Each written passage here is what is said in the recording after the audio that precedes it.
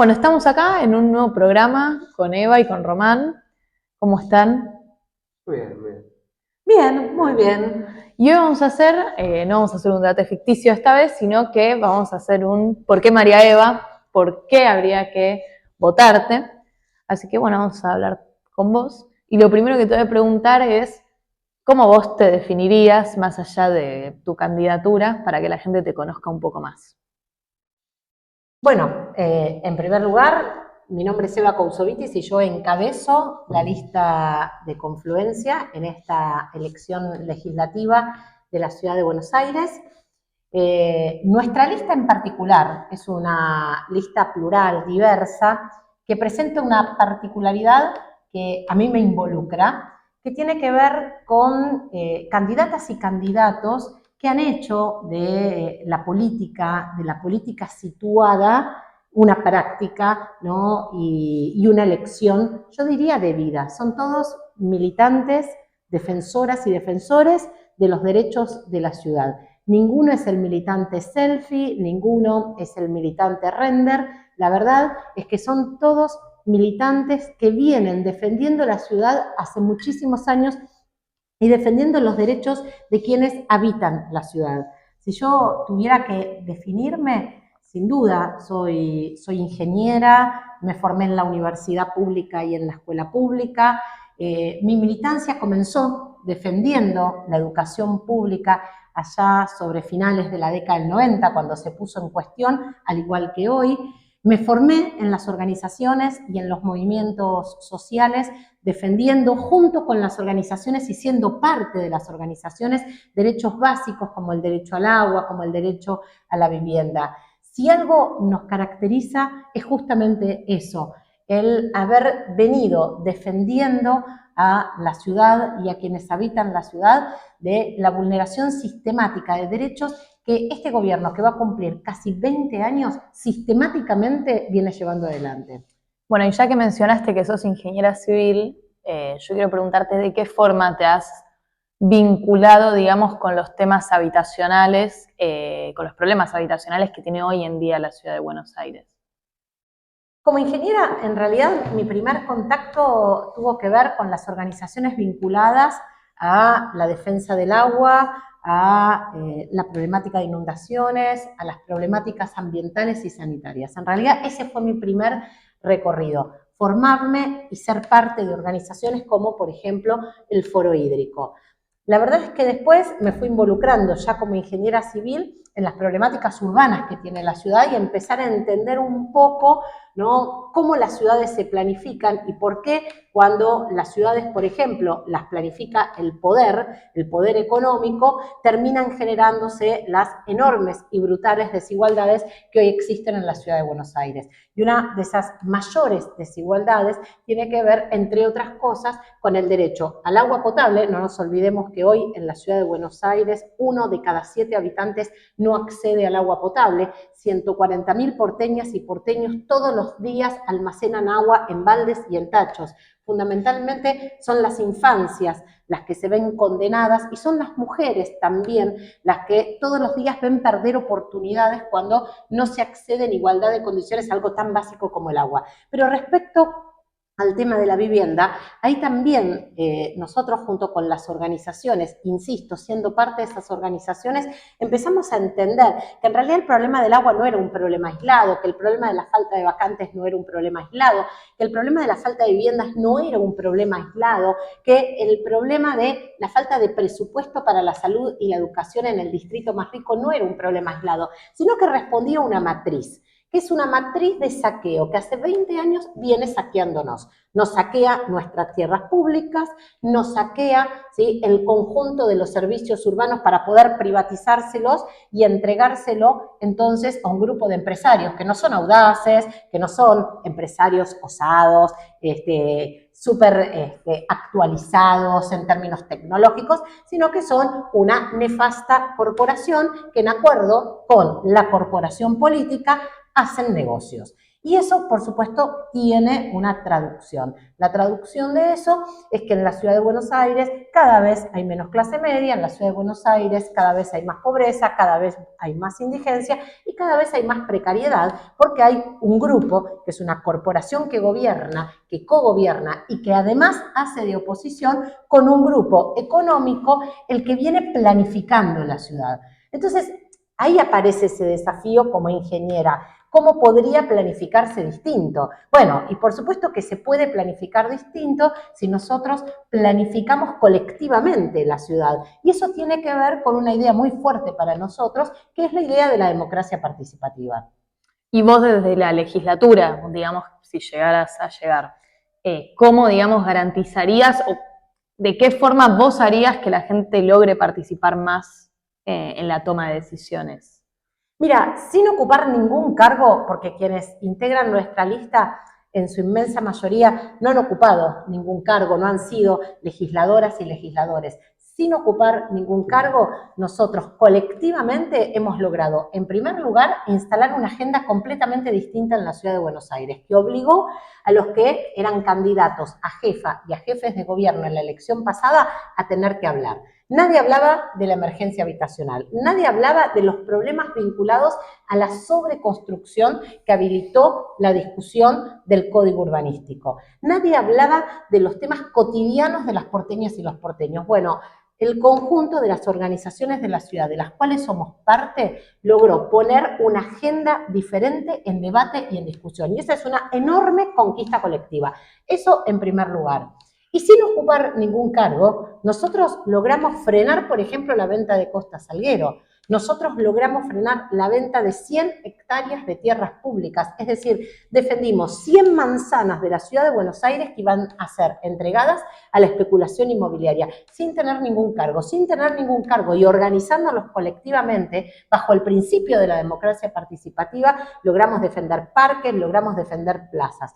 Por eso yo estoy convencida que si llegamos a la legislatura vamos a poder revolucionar la legislatura con esta idea de dejar de discutir personas y empezar a discutir proyectos. Yo la verdad, es lo que observo, es una campaña, la verdad, de muchísima improvisación, bastante berreta, digo, no lo quiero plantear en términos peyorativos, pero que un jefe de gobierno, con lo que eso implica, en el distrito más rico del país y con un presupuesto per cápita que duplica la ciudad de Barcelona, plantee como eje de su campaña darle batalla a los trapitos, la verdad es que a mí me parece bastante lamentable. O que quien fue jefe de gobierno durante 8 años jefe de gabinete, responsable de este modelo de saqueo, en buena parte vuelva no preocupado, porque este ensayo neoliberal del cual fue él no solo partícipe, sino uno de sus máximos representantes,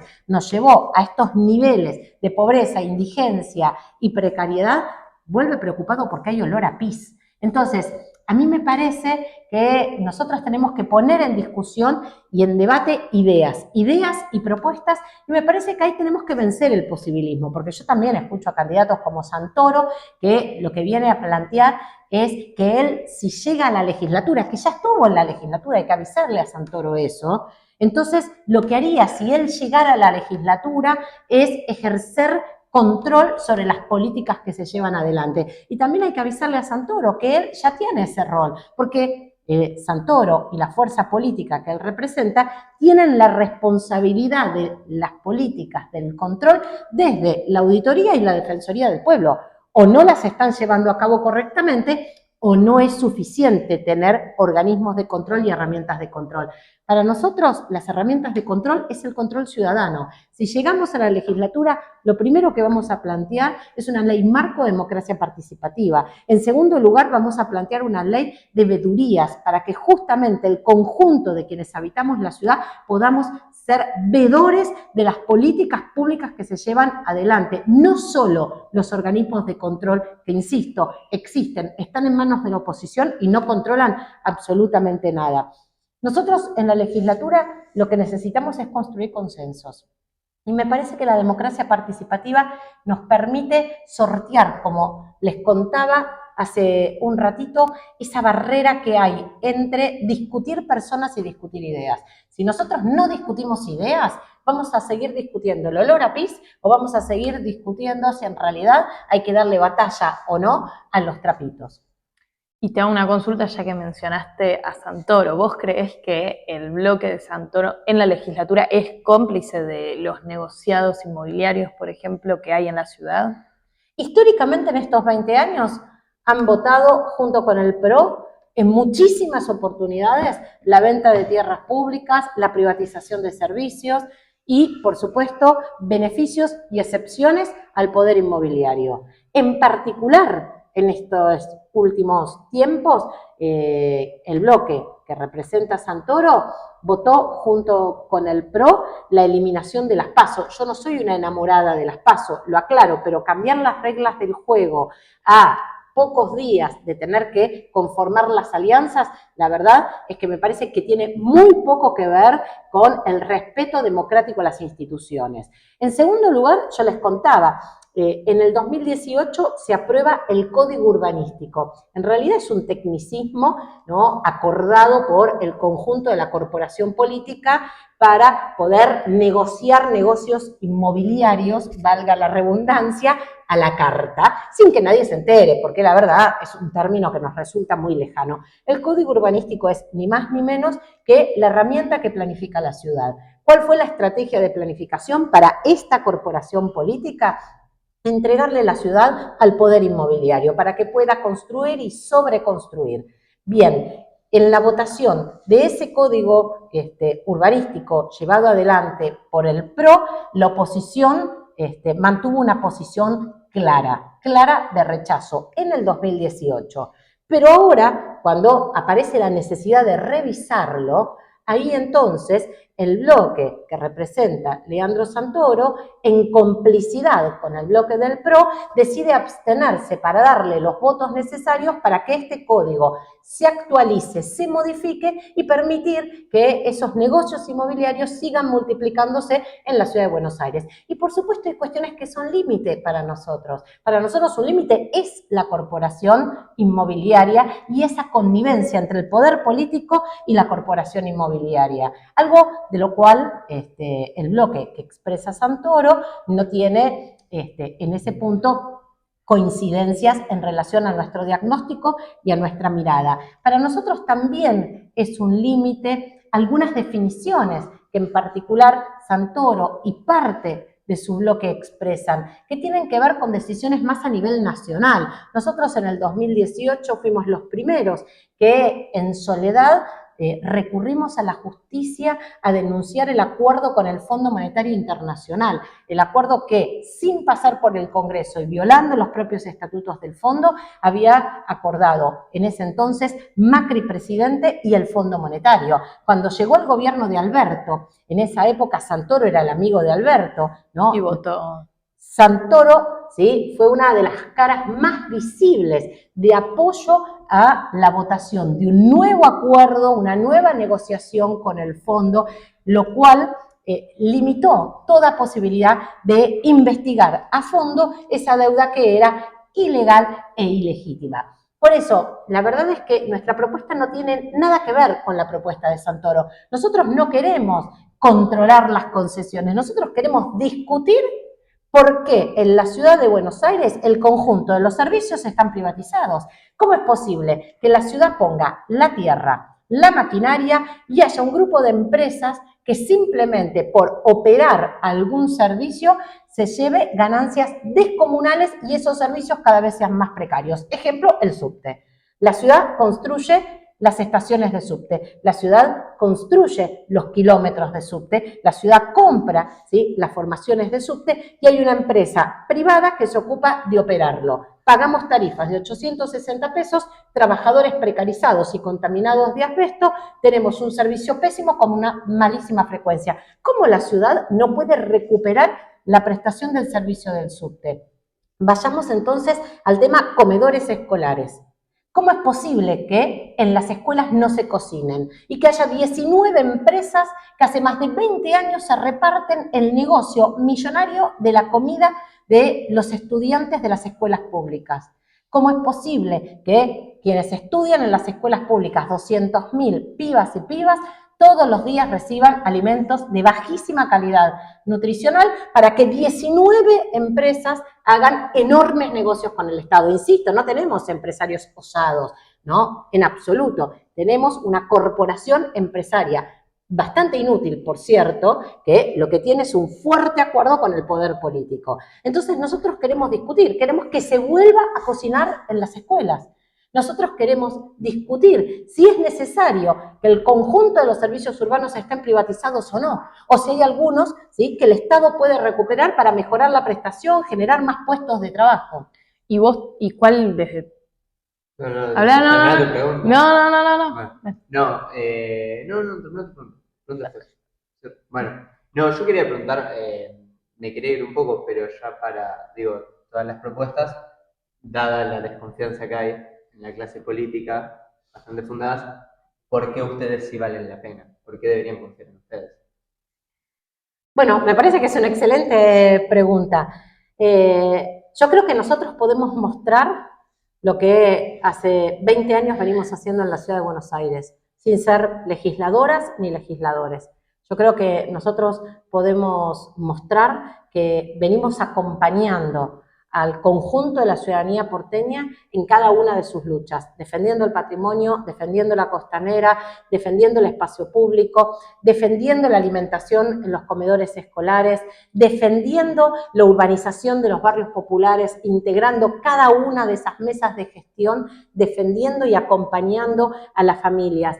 La verdad es que en eso nosotros podemos mostrar, no es gestión, porque no hemos sido funcionarios, pero sí podemos mostrar un compromiso enorme que hemos asumido hace muchísimos años y que tiene que ver con la defensa de la ciudad y de los derechos de quienes la habitan. Te pregunto de paso, hablaste en un momento del tema alimentación, te quiero preguntar si tienen bien la plataforma, que tienen algo del plan alimentario, si lo podés contar, qué propuestas tienen.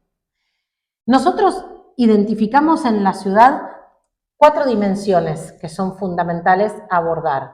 Una es la emergencia habitacional. Hemos hablado de nuestras propuestas en relación a la problemática habitacional, la creación de un banco público de viviendas que solo ejecutando la totalidad del presupuesto incorpore 10.000 viviendas por año. Otra de las dimensiones para nosotros clave es la emergencia social. En la Ciudad de Buenos Aires, esto también lo hemos contado y lo hemos repetido varias veces, la mitad de las niñas y niños habitan en hogares pobres. Para poder abordar la emergencia social en la Ciudad de Buenos Aires, nosotros entendemos que tenemos que lanzar un programa alimentario en la Ciudad de Buenos Aires, que incluya, en primer lugar, el refuerzo alimentario y la discusión de la concesión de todos los comedores escolares, para que de verdad en las escuelas, ¿sí?, las y los estudiantes reciban alimentos de calidad nutricional. Y además, a partir de las escuelas, tener un refuerzo alimentario para el conjunto del grupo familiar. Para nosotros eso es clave, refuerzo alimentario para las familias. En segundo lugar, hay un sector totalmente olvidado en la Ciudad de Buenos Aires, que es el sector de las personas adultas mayores, que no tiene una sola política destinada. En la Ciudad de Buenos Aires, el 22% de sus habitantes tienen más de 60 años. Sin embargo, es un sector completamente olvidado. No nos olvidemos que todos los miércoles, ¿sí?, nuestras jubiladas y nuestros jubilados son brutalmente reprimidos en la Plaza de Mayo. Hoy una jubilada o un jubilado necesita 5 jubilaciones mínimas para poder sobrevivir en la Ciudad de Buenos Aires. Bueno, además le sacaron los medicamentos gratis a los jubilados. Exacto. Además, les han retirado muchos de sus medicamentos y hoy tenemos otro fenómeno más, que es que quienes hoy se jubilan y no son propietarios del inmueble que ocupan, la verdad es absolutamente imposible que puedan alquilar en la Ciudad de Buenos Aires. Ese banco público de viviendas también está destinado para que esos jubilados y esas jubiladas puedan acceder a viviendas gratuitas en comodato. Y volviendo a nuestra política alimentaria, nosotros estamos planteando además un refuerzo alimentario para las jubiladas y los jubilados a partir de los centros de jubilados y un laboratorio público de alimentos que permita que entonces los medicamentos para quienes perciben menos de 3 jubilaciones mínimas sean entregados gratuitamente. ¿Todo eso es posible? Si nosotros, en primer lugar, ejecutamos el 100% del presupuesto. En segundo lugar, recuperamos la alícuota de ingresos brutos que durante el gobierno de Larreta un grupo de empresas logró reducir. Estamos hablando de empresas de altísima rentabilidad, mineras, megamineras, constructoras, que durante el gobierno de Larreta, en la carrera presidencial que Larreta tenía, en la que iba desesperadamente buscando fondos, lo que hizo fue una reducción de la alícuota. En lugar de reducirle la alícuota de ingresos brutos al kiosquero, al almacenero, a la pyme, al pequeño comerciante, no. Esa reducción fue a los grandes grupos económicos. Queremos la restitución completa de esa alícuota de ingresos públicos y eso va a permitir entonces que más dinero ingrese al presupuesto de la ciudad. Y queremos terminar con el curro de los paraísos fiscales. Ese es el otro tema. La ciudad está loteada en paraísos fiscales en donde los grandes grupos económicos reciben importantes beneficios impositivos y fiscales que no tiene un solo comerciante de la ciudad de Buenos Aires.